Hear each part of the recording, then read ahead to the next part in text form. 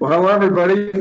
Thanks for joining the call today. I'd like to welcome you to the webinar where we're calling it the Got Confidence in Alternatives. In particular, we're going to be focusing today's webinar for the next half hour on the diligence challenges many advisors face with alternative investments, particularly liquid alternative investments. First, a very belated Happy New Year to all. We hope you're off to a wonderful start to the new year and that you realize all of the potential that 2019 holds. My name is Scott Smith. I'm president of a company that we call FactRight. We're located here in Minneapolis, Minnesota. Many of you may have only recently heard of us, but we're not a recent startup. We've been helping firms, financial advisory firms, better understand a liquid alternative since 2006. And since then, we've conducted literally thousands of diligence projects on a liquid alternative investments, all in an effort to help our clients better understand risk and make an informed investment decision on behalf of their clients. We're currently seeing a surge of liquid alternative offerings designed specifically for the RIA community and family offices, and it's not surprising since we're living in an increasingly fiduciary world. We're really encouraged by these developments. We've seen many offerings in our history where we've seen a lot of high commission structures, as you'd expect, and that created a lot of misalignment between the manager's interests and investors' interests. So we're seeing an increase in alternative sponsors trying to approach the RIA allocators, but we're often finding that the RIA's businesses are not always well equipped to do the type of work that are necessary to make the confident decisions in these investments. And so we fully understand the challenges inherent in implementing a sufficient diligence process, resource intensive, et cetera, and time, et cetera, costly. What we want to do today is just explore this gap and help you find ways to possibly overcome these challenges with a new process. And this is the basis of today's webinar, but it's also going to be the basis of future webinars that you should look forward to us. And you'll see from us throughout the first quarter and beyond in 2019. So it's a little bit about our agenda. We'll talk about who we are, FactRight, what we do. Let's talk a little bit about the establishment of basis and authority for conducting diligence and alternative managers. You know, diligence is done with the right approach. And if the regulators can help define that approach even better, they've done that to some degree, and we'll explore the relevant authority that helps us. We're going to review common aspects of alternatives and alternative managers that pose risk, what to look for in diligence and why. And we want to help you improve your process. We hope you get something out of this webinar that helps you build a better mousetrap in performing diligence and alternative investments. And then we want to provide you with some resources available to RIAs to learn more about alternatives, specific alternative offerings, managers, and some specialized alternative services that we offer here through FactRight. So there's no better place to start in talking about FactRight than to introduce who we are as a team. We are a high quality diligence can't be automated. It just can't. We mentioned earlier that we're a company that focuses exclusively on helping our clients understand liquid alternatives. We do that predominantly through a diligence process that we've honed and sharpened for over 12 years. Behind our company and our processes lie a team of very highly qualified experts at the art and the science, and it's both of an alternative investment due diligence process. Our approach to diligence has always been multidisciplinary, so you see our roster's heavy on the credentials that are necessary for the work we're called to perform. We bring, and we like to think we're bringing, institutional quality diligence work and processes to our independent advisory clients. So I invite you to just go visit our website, www.factright.com, where you find more detail on the quality of our people and our staff. And then I'm proud to call them colleagues. You know, they give me the privilege to stand here in front of you today and give me the confidence to talk about the material that we're about to discuss. So when we talk about diligence has a lot of different meanings depending on who you ask. And so we always find it helpful if the regulators can give us some guidelines and some direction. And fortunately, the SEC has actually done that back in 2004 with their 2014 with their 2014 risk alert. This is an older risk alert, as you'd expect now. It's almost 5 years old, right? But it's not outdated. The comments in the alert notice that in its exams, that it's found an increase in allocation to alternative strategies over the previous 6 years. So the material that you'll find in this alert goes all the way back to 2008.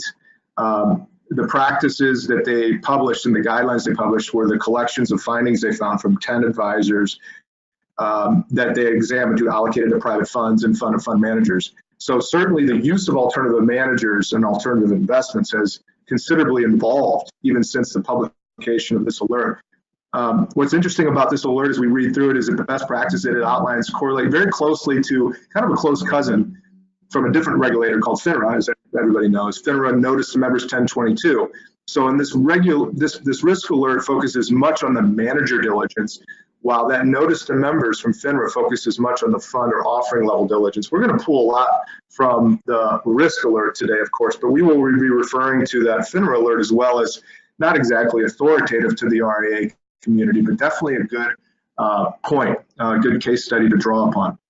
We'll be breaking down the risk alert to an individual components, and having the framework to guide our approach will give us the ability to dive deep into aspects of alts and alt managers that just generally pose risks to investors, because diligence really doesn't exist for its own sake. Its the sole function is to uncover and to the greatest extent possible measure risk of an investment at the time that we're looking at the time of review. So let's dive deep into the risk alert that we believe best informs RIAs on the best practices to a diligence program covering alternatives. The language covered on this slide literally shows up on page 1 of the alert. So, and by the way, you don't worry about taking a bunch of notes in this webinar. You can if you like, but we're going to provide you with links to all the content covered in this webinar, along with a quick outline of the presentation I'm about to provide you. So I don't want you, hopefully, don't feel like you're going to do a lot of work. But on page 1, the language we're covering here is the foundation of the risk alert, the foundation of any solid diligence process. So advisors recommending alternative investments must determine whether such investments, A, meet the client's investment objectives, and that is essentially a suitability requirement. In fact, really, FactRight exists in large measure to help our RIA clients determine whether investment is suitable for an investor client. The suitability requirement that's embedded in the concept of fiduciary, it's embedded, but we know that determination isn't enough to satisfy the fiduciary requirements. But when we hear suitability requirements, we're often kind of referred to a broker-dealer style regulation. Nonetheless, the component of the fiduciary duty, our RIA clients are tasked with understanding whether and how their particular clients are suitable for an alternative investment. And that only comes through doing diligence properly on that investment. Beyond that, the SEC says that the advisors must determine whether the investments are consistent with the investment principles and strategies that were discussed by the manager to the advisor, and disclosure equals documentation in our that were disclosed, not discussed. Disclosure equals documentation. Suitability can only be determined by matching profiles against disclosures.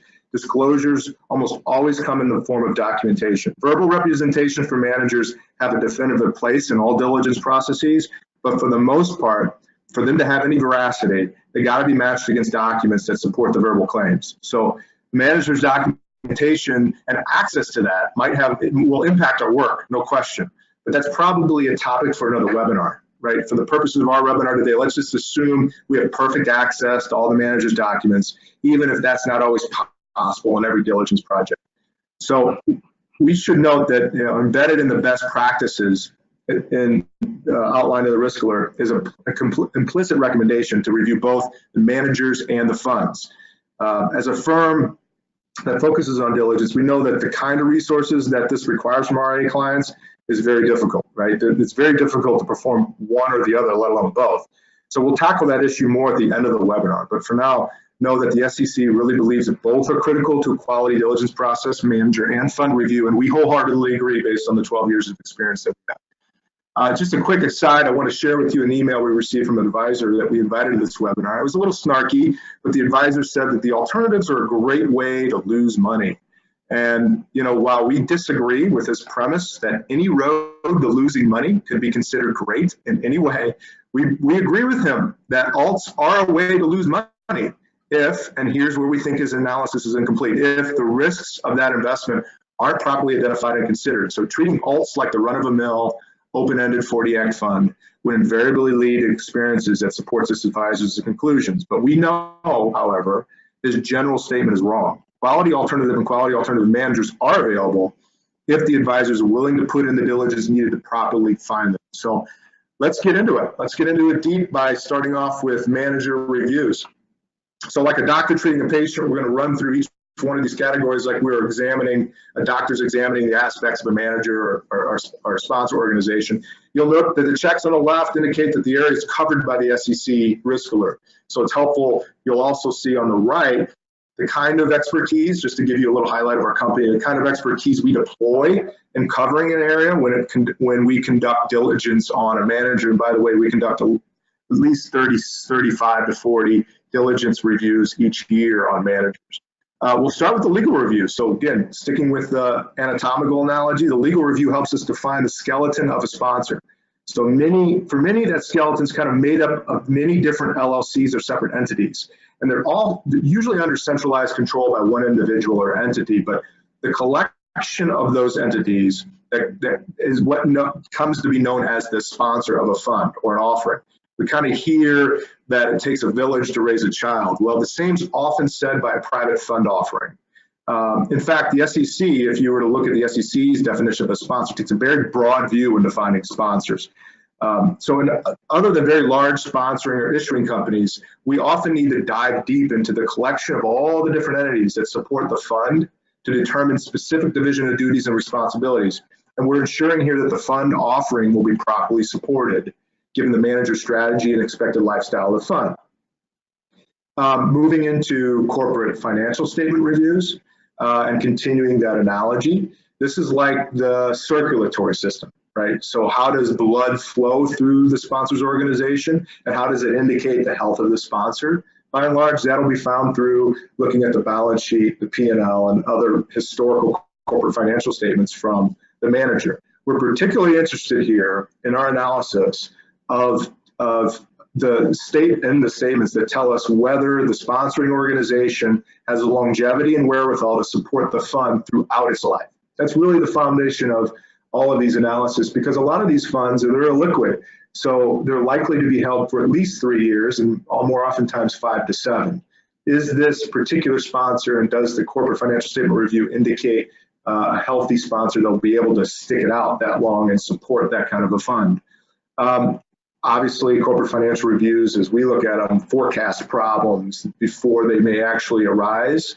And as we expect, it could also kind of be indicative of how aligned a sponsor is with the fund's performance or their own fund's performance. Oftentimes we see cases where funds managers make a lot of money, but the investors may not have made a lot of money. We often review unaudited statements. It's a question asked often, and that requires us to build a story in the absence of GAAP audited financials. With GAAP audited financials, the story's already set. We're well established because we just follow GAAP. But in unaudited statements, we have to do more work. We have to kind of put it together and tell the story. Some cases with some private sponsors, we have to get personal financial statements from the owners in the absence of sufficient corporate assets.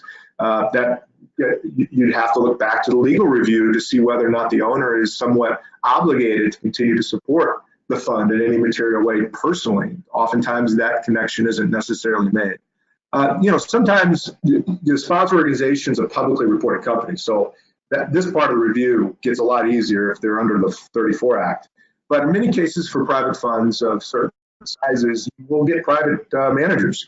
And so whatever the case is here, this is the part of the sponsor story that needs to be constructed with some depth, and we would advise in full, because without it, advisors run a major risk in kind of dealing with the sponsor of a liquid fund that they don't know well enough. Moving into prior performance, this is the trust but verify portion of the review. The structure of the fund will often dictate the level of a review and the type of review needed in this category. A closed-end 40 Act fund manager is under a very different set of requirements as to its prior performance statements than a private fund manager. As to private fund managers, what we like to do, and we suggest you do, is to match the financial statements of the prior funds against the manager's stated performance of the fund. So what we want to clearly understand is the methodology the firms use to calculate prior performance. Is it uniform? Is it the same, or did it deviate in some ways between different funds that you can use from the prior performance standpoint? Qualitatively, we don't look necessarily unfavorably on underperformance, so long as the managers kind of have a clear explanation as to the reasons and attempts to correct it. Market conditions change, as we know, and so do investment strategies. So we would suggest not letting a little negative prior performance turn you away per se from a manager. It may be better positioned now than in the past to capitalize on a strategy. And if that's true and how it's true, then it is the purpose of the diligence process to uncover that. Moving to operational controls and procedures. This is kind of the diagnostic portion of the health review. We're often asked if we can catch fraud. The clients ask that all the time. And first, fraud as a legal term, I'm an attorney, incidentally, as a legal term is very difficult to prove. Given that, we're not also forensic auditors. Neither does a proper diligence process require that level of analysis because resources are very, very thin and it doesn't really support that kind of analysis. RIAs in your own type of review is even less likely to catch fraud. So where do we want to focus when it comes to financial malfeasance? Well, we want to focus on operational controls and processes because we see loose controls at the corporate level.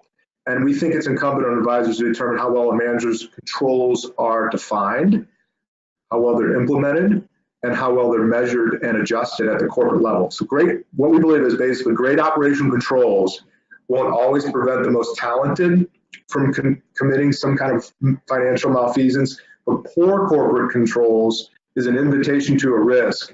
It's just not worth taking, in our opinion, depending on how bad it is, but it's usually not worth taking risks with your client's money with those types of companies. Then we get into security sales. Of course, everybody's familiar with FINRA BrokerCheck, the watchdogs out there, and FINRA is usually more inclusive than exclusive, as is the SEC when reporting bad actor activity. But at the manager level, we go further and conduct what's called bad actor background checks, particularly for private unregistered securities. We do that for all securities, by the way. So whether it's a 40 Act or whether it's a 33 Act fund, if it's registered, we still go through and conduct a level of background checks that are synonymous, that are uniform in every review we do. But it's something for you to consider as well, because recently, as you know, the covered person's background is more important under the new, well, not so new now, but Dodd-Frank. And bad actors who receive any compensation from a private placement have the potential to unwind the entire offering. So we've designed our checks to ensure as best as possible none of the covered persons at the sponsor level are bad actors and are disqualified from participating. And that gets into the next, the last area here we'll talk about with manager reviews, and that is an on-site visit or in-person visit, whatever the case may be. And while it's last, it's certainly not least. It's certainly the more qualitative side of our analysis rather than quantitative. Maybe many of you have had a chance to enjoy the post that led up to this webinar. We entitled it the BS Quotient. We try to have a little humor in this process by reliving some of our more comical experiences on the road visiting sponsor companies.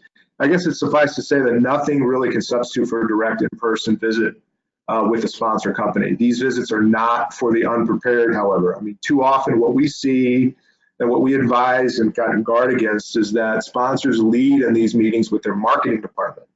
And that's never a good sign. And it's a reminder of what really our overall mission is and what anybody's overall mission is, should be with relation to diligence, and that is to build your own story about the sponsor. You know, that story might have a few lines or even a chapter that's very similar to the sponsor's story, to the ones that they will tell, but in the end of the day, it's got to be a story that we're trying to build through all of these chapters here, if you will. That is your story. That is not their story. That's the best diligence process that you can probably end up. If that's the result you get, then you've conducted and implemented a great diligence process. Again, implementing all these steps, assuming you haven't already, is a major undertaking. Not all of it needs to be done necessarily, especially not all at once, and you're not going to make them overnight. We'll walk you through how to use this information a little later, but for now, let's turn to the fund or the offering review to examine where their challenges lie. And here you don't see check marks because the risk alert really doesn't cover fund diligence as much detail as it does manager diligence. So instead, we're relying on our own reports here to fund diligence, which in turn actually relies very heavily on FINRA 1022, Notice to Members 1022, which we will highlight for you in a follow-up email. We'll start with the legal documents, and there's the relationship not between the various sponsor entities, because we already covered that in the last slide, but here we're talking about looking at the relationship between the sponsor and the investors and between the investors themselves. Here, the investor's rights and the manager's rights to manage the asset are all defined, and all of them are critical to the operation of the fund going forward, of course. I think most importantly here, what we really highlight is, do the risks outlined in the prospectus or the PPM accurately and sufficiently list a complete list of risks inherent in the manager's investment strategy. You know, sometimes this is clear on the face of the documents, but oftentimes it isn't. So like all diligence, the review of legal documents is a kind of an iterative process. The diligence gets better, you know, as they get more experience. And I'm reminded here of a wise quote from my business partner who said, "Experience is the comb life gives you after you've lost all of your hair." And I'm not discriminating on the basis of baldness here. I'm on my way too. But I'm just saying that it's easier to spot risks in diligence after you've seen how some of these legal documents have kind of failed on that point. Moving on to financial underwriting, really something is needed here to test the assumptions of the manager. And this is where I would suspect a lot of RIAs probably focus their diligence resources. Full underwriting, of course, re-underwriting by an RIA is just not reasonable. It's certainly not necessary. Instead, I would suggest questioning the inputs used by the manager in underwriting the asset performance in a strategy. At the very least, stress the assumptions to expand the possibilities for managers to both under and overperform. And I think through that kind of exercise, you're going to get a better understanding of the fund in order to better determine suitability potentially for your clients and whether or not their risks are suitable for this kind of a fund, or the risk tolerance. So in essence, we're trying to determine here whether and how likely investors are to get adequately paid for the risks they are taking by investing in this illiquid fund. Then we move to the asset-specific strategy review, and here's where we're probing for questions around the advisor and what they believe about the market, how ready they are to execute the strategy. And here's where we often hear the phrase consistent, repeatable processes. Most processes we review are neither consistent or repeatable, let alone both.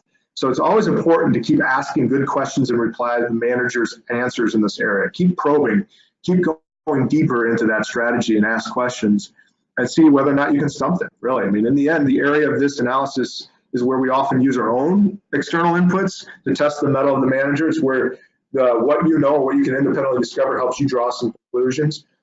This area warrants more attention as the strategy gets more complex and the asset gets more esoteric. A private loan fund collateralized by commercial real estate assets requires a very different review here than does a private equity fund that invests in, say, specific operating companies in a specific area of the company.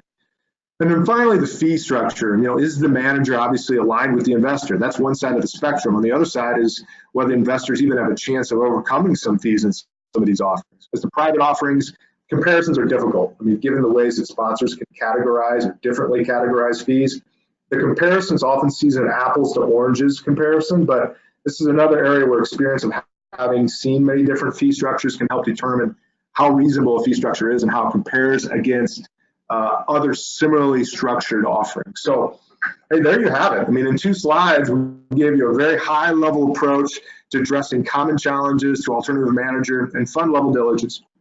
And this was all informed, by the way, by direct guidance from the regulators, which is what we always want to get. Again, building a process internally to fill all these gaps is just impractical for all sorts of reasons that you're already probably swimming in your head. We'll get to that in a moment. But first, let's just talk about some common structures where we see some of this application is most useful, and some of the offering structures we see. We see private equity, large syndication, and very small corporate deals. So we see all sorts of up and down the spectrum of private equity. We see a lot of private real estate up and down the capital stack. We're engaged with very large financial services firms to do work on their private managed futures funds. Those are becoming more popular with more volatility in the market. They have not performed very well in the last 5 years with less volatility. Increasingly, we're seeing more 40 Act closed-end and interval fund offerings gain acceptance in the fee-based advisory category. It allows for some liquidity in an otherwise 40 Act fund that gets access to illiquid assets. Oil and gas partnerships are not as popular as they once were. It is an area or structure, but it's certainly nowhere near as popular as it once was. Life settlement structures, a few of those are some of the things we see.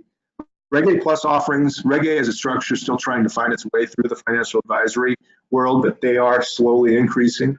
It's almost a Reg A versus Reg D type of decision that a manager has to make. And finally, we see a lot of tax-advantaged investments, 1031 DSTs, where you convert capital gains on the sale of investment real estate. We see conservation easements, which are coming under some scrutiny right now by both the IRS and other areas of the government. And we see qualified opportunity zones are coming our way in terms of diligence because of the prevalence of that strategy now coming to both the RIA and the broker-dealer community. So what are the 4 key takeaways? First, here's what I would suggest. Revise your standard sponsor fund questionnaire. Where can you identify areas that you believe need review revision based on this information? And again, it's a reasonable basis review you're called to do. It's not an absolute strict liability review.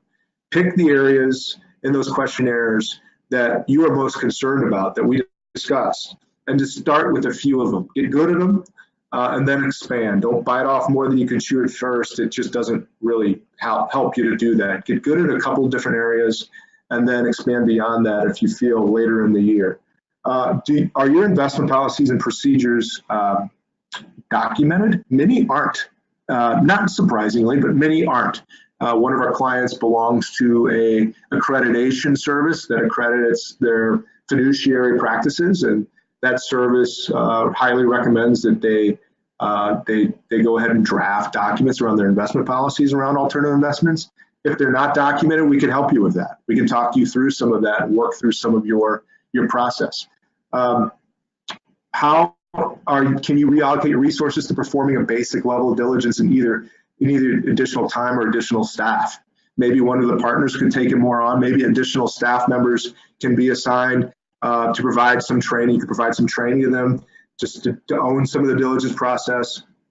And maybe you can hire somebody who's got some level of experience in diligence.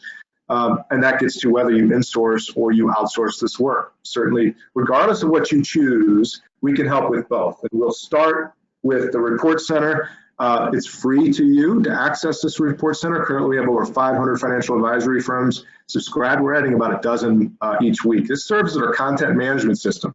You'll find all our diligence reports covering all the diligence areas we just discussed on certain managers and their offerings. The good news is that we are completely revamping this system at this point, rebuilding it from scratch, going to deliver much more customizable content and a content ability to our RIA clients. But we invite you to join the growing community of RIAs that are subscribed into this system now. They want to bridge that gap, the information gap, and gain some confidence in their ability to understand alts in general and an alt investment in particular. And you can join simply by going by our website. Again, it's free. You'll see circled up here the Report Center login. Just click on that. You're registered. We'll get you access within 24 hours. Now, as to question 4 that we just talked about a couple minutes ago, is whether to outsource or insource. If you would like to outsource and that appeals to you and you want to explore that, I invite you to learn more about our more complete solution we provide. That's called our FR Risk Service. And here we go deeper than simply providing reports on our diligence analysis. We advise in this service and connect the risks of a particular manager to our RIA firm's risk tolerance level. So we get to know our firms very well, and we provide specific recommendations on managers and offerings that suit that particular RIA because we know the risks, because we've done the diligence, and we understand the client very well because we spend a lot of time with them. We provide product level training, program level training, and specialized advice, and then strategic services that go on where we can help you start building a suite of offerings for use in alternative asset allocations going forward. So how do we help you, and how does this turn into and result in business result for you? Is first that we improve your ROI with less demand on internal resources. You've chosen to outsource. You can outsource to us, and we believe that there's an ROI benefit to that. We increase your time to be spending on more profitable opportunities. Typically, that is meeting with clients and talking with clients, rather than spending time in a cost center, which is effectively due diligence or research. And then just gaining more confidence with expert guidance, strategic counsel, and ongoing training. I mean, I think that's the number one takeaway after we debrief with our clients 6 months into the service, is that their confidence level is so much higher than it was before they joined our service. That's the overall, that's your top value that you're getting with this service. So you can also go to our website, resources page, and connect with our blog. We're always posting out there some great material on alternative investments. We use it as a facility to give our positions and our opinions about a lot of things that are happening. You might find those useful. We hope you do, and we hope you join us over here in our blog as well. And that is it. I just want to thank everybody for being a part of this. I hope you found it valuable. We're going to follow up with a recording of this webinar here shortly. We're going to send you links to all the materials I discussed, and I'm going to digest and outline at a high level the notes that I gave you on the speech that I provided, you didn't see, for your files and for your review. And look for more material in the future. For our next series, we're putting some of this stuff into practice. What we're going to do is we're going to put it into action in a series we're calling Reviewing the Client's Country Club Deal, because we hear so many RIAs talk about their high net worth clients coming with country club deals. And we want to give you some best practices and tips on how you might be able to dive into those with the resources you got to be able to come up for air and give your clients the best possible advice on those. I want to thank you again. You have my email here. You have my contact information. Reach out to me at any time with any questions related to this material, on anything we do, or anything I said here today. Thanks again. Have a great day. And we look forward to working with you or talking with you again in the future. Bye for now.